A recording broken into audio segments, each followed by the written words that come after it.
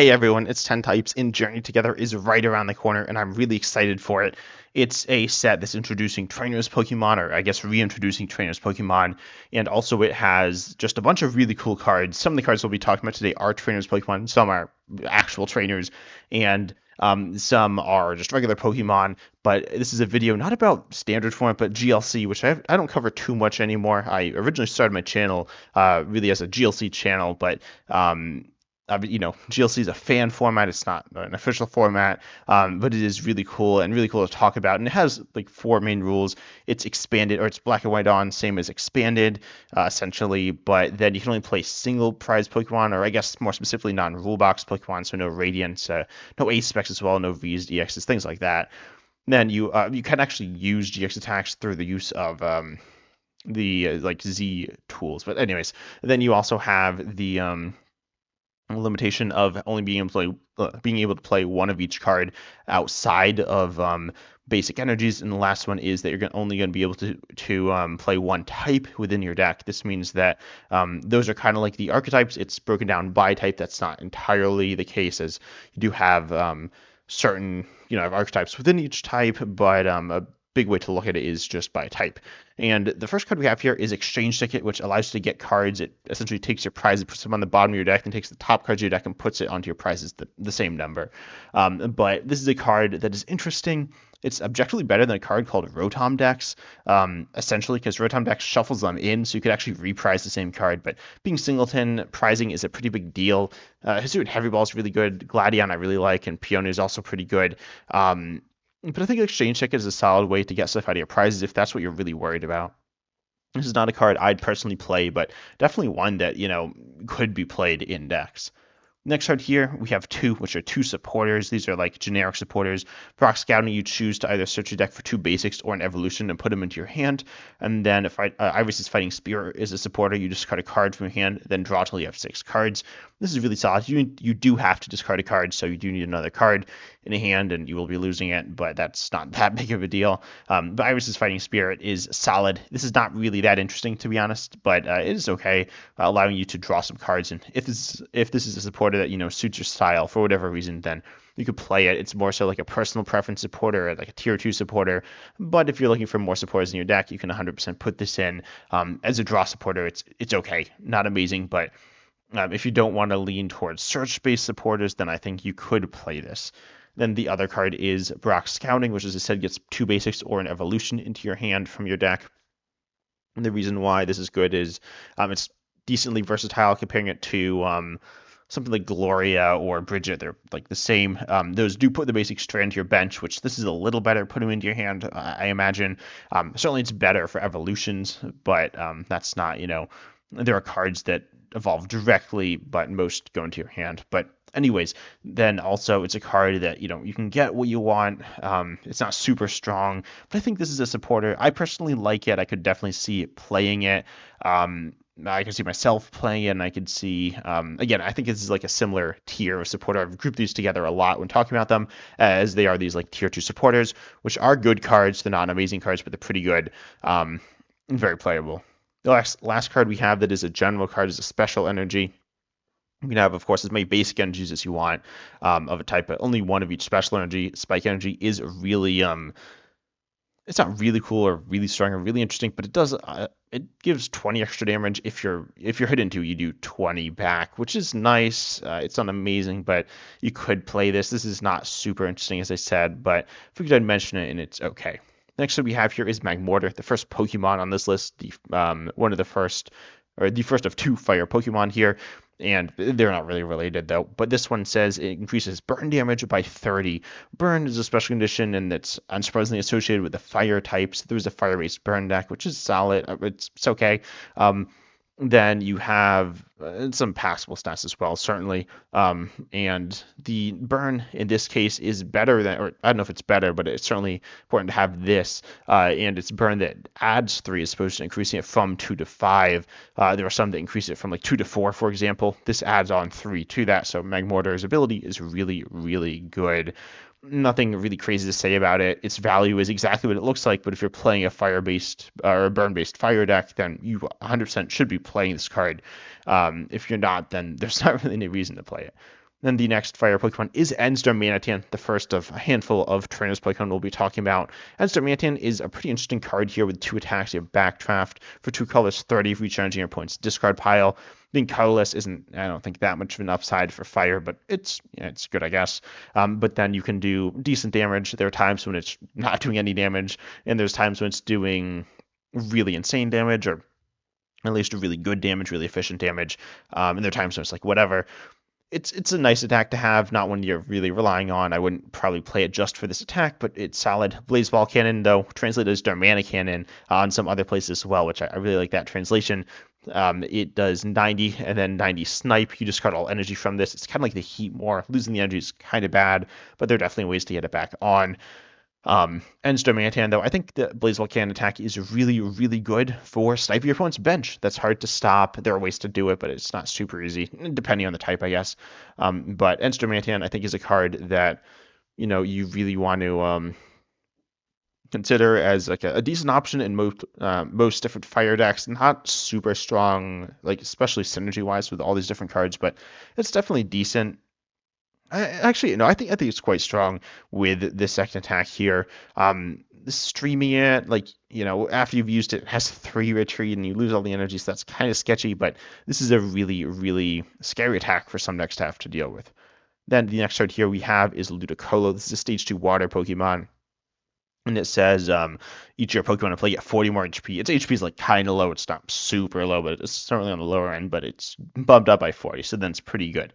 Your attack is very whatever. It's not unusable, but it's not super strong either. But the ability is pretty nice, especially with the new Pokemon Wailord, which I'll get to in just a moment. But it has 240 and it's a stage 1, so that's kind of insane. But Ludicolo is... it's cool. It's not a Pokemon that to me is really like necessarily one you're looking to play, but it's okay. Yeah, I don't have too much to add on this. I mean, it's 40 extra HP, which if you want, you can get. It's cool. Then you have Wailord here. Wailord. Oh, also, I guess I'll say there's a grass Pokemon. There's Kricketune, which is kind of like the Ludicolo, but it's a stage 1, which is much better. But Wailord here is a Pokemon with 240 HP as a stage 1, and it does Hydro Pump for 4 colors, 50 for each water energy attached to it, 10 base damage. This is a really solid attack. I mean, it's pretty much one-shotting everything, but it is 4 energies. But, it's a very usable to good attack, but the HP is obviously insane. If this had like 60 less HP, it still could be very playable. There's the other Wailord. There's different Wailords, but the one this is most similar to has a little extra. It does less damage and also has less HP. It does have this like cool ability, I guess. It's pretty niche though. But then there's also this one, which is kind of interesting. Also very tanky, and it's actually a little stronger for 4, but it does get special energy attached. Also, this, if you're going to hit multiple times, is essentially tankier, but this new Wailord is a really, really strong card with insane HP, a really, really good attack. This card's just super good. I've heard a lot of talk about this card within GLC. Yeah, it's really crazy. I think this is... I don't know if this is the highest HP single prizer ever. I think it might be. I'm actually going to check Pokemon with HP equal to 240. I should check with the Pokemon that aren't EXs. It's mostly just going to be EXs. These all look like EXs. What, like 2... I can say like greater than... I forget exactly how this works. EX, GX. If you haven't used this, you can do this. Oh, okay. It looks like this might be miscategorized. Oh no, this is the different. Yeah, okay. This might be miscategorized within a Limitless database. Obviously, it's like, it is an EX. But anyways, we'll look at just greater than 200. We see them. Yeah, I guess the old EXs aren't categorized as this, but yeah, just some Wailers which have 220. And I trust Limitless database, and hopefully I used it right. But anyways, yeah, this is like obviously absurd HP. So that's really good. It's a really cool card. I guess it's kind of insane. The next card is Iono's Kilowattrel. Lightning is my favorite type, just in general, I guess. I don't love all the Lightning cards, especially in Standard. Like, I don't really like Miraidon, but anyways, Iono's Kilowattrel is pretty cool to me because you discard a Lightning energy from this Pokemon, then draw till you have 6 cards in hand once per turn. The stats aren't super good, but they're not terrible by any means here. I guess they're not really. You don't want to attack with this, but you have this really cool ability which works decently well with Dynamotor to accelerate energy to it, then use it as an engine. Zebstrika is like the main engine Pokemon for Lightning, which is really good. But if that goes down, then what are you doing, right? What are your options? There are some other draw engine options, but they're not great. Magneton's the other one, but I mean this draws more cards than it. And I feel like it's pretty usable. You do need to use the Dynamotor too, right? Like it's a bit of a commitment. It doesn't feel amazing. I could use Magnezone as well to like accelerate a bunch of lightnings, but that Magnezone, honestly, just talking GLC, and Lightning. Magnezone is one of my favorite Pokemon. Not this Magnezone. Oh, this Magnezone. I guess they're kind of the same. But this Magnezone giving you the option to play two supporters. I just think it's really good. There's some really good Magnetons as well, and there's some different Magnezones just in general. But you're probably not playing that Magnezone, but this is a good option there. But I think within Flaffy slash electric base stacks, I think this is solid. It's usable. It does take up that attachment for the turn. That does hurt, but you do. I feel like you have some times when you have extra attachments and you just need one extra attachment. You don't need to use the energy as soon as you attach it. You can use it later. This isn't amazing again, but like it's okay. It's interesting. Next up we have is a metal Pokemon in Magearna. Magearna is really cool because it's a metal Pokemon with a it's not a very good attack, right? It's 20 for one colorless and draw two. It's not that bad or anything though. Definitely usable and kind of cool for setup. But then you have your ability auto heal if it's in the active whenever you attach an energy from your hand to one of your Pokemon, presumably one of your bench Pokemon. You can heal your Magearna, but that's not. I don't think something you're looking to do that often. You can heal 90 from that Pokemon, which is a lot for each energy. You can have energy acceleration, but just healing 90 is pretty good. It's not insane. I guess 90's a lot. 90's a lot. So this is really cool for different Pokemon. I don't know if the synergies are quite there, but Magearna is really cool. Definitely a card that I think is a fun addition to Metal. Not an auto include, but it's good. I do like this card. It's probably one of my favorite cards in like fun wise for the new set. Then we have the Hop stuff. Hop stuff is most of the rest of it. Hops Snorlax, we got Hops Double, Hops Cramorant, Hops Bag, Hops Corvusquire, and Hops Choice Band and Postwick. And so Hops Corvusquire and Hops Rookity, as well as Hops Wooloo are like usable attackers, I guess. They're not great. I have Hops Corvusquire pulled them 80 for 3 and 30 for 1 is not very good, but we'll talk about that in just a moment. But Hops Double on plays a Gust for stage 1, which is really nice. And so I think this is a cool card for colorless, not like must play, but I think it's really, really solid. Then you have Hops Cramorant. I think you really should play this card in colorless. I think this is one of the best cards in this set for GLC, specifically type-specific cards. For one colorless, you do 120, which is insane, but obviously there's a pretty serious downside. You can only use this if your opponent has 3 or 4 prizes remaining. This will happen. You might be able to attack twice, but you can pretty much always guarantee that you'll be able to attack once with this. Yeah, I mean, nothing really crazy about this card. Very, very good damage. Very cheap. You look at like Kangaskhan, right? This is kind of like Kangaskhan, less tanky, but yeah, Hops Cramorant is amazing. Definitely a card that I think is really fun in GLC.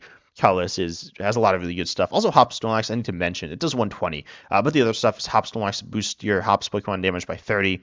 Hops Postwick boosts it by 30. And Hops Choice Band, when attached, also boosts it by 30. Postwick might not stick around. Hops Snorlax should always be active, or should generally be active, and Hops Choice Band can be, but I think that's the least consistent of the 3. Depends how much stadium counterplay your opponent has and how much they're actually doing that. But Hops Choice Band also reduces the attack cost by 1 colorless.